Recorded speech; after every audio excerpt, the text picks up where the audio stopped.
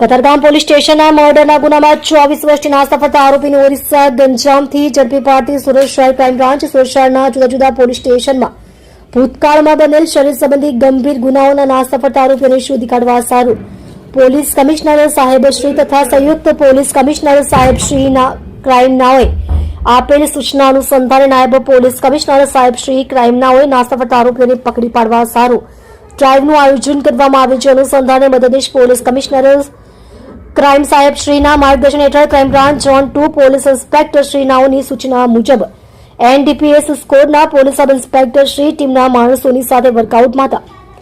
દરમિયાન હ્યુમન ઇન્ટેલિજન્સની તથા technical surveillance દ્વારા ઓરિસ્સા ગંજામ ખાતેથી Katargam police station FIR number 262/2002 IPC કલમ 302-201 મુજબના ગુનાનો નાસ્તો ફરતો આરોપી સંતોષનાથ ઉદયનાથ પ્રધાન ઉંમર વર્ષ 54 રહે ગામ કબીસુરિયાનગર મેડિકલ 4 રસ્તા થાના કબીસુરિયાનગર જિલ્લો ગંજામ ઓરિસ્સાને પકડી પાડવામાં આવેલ છે.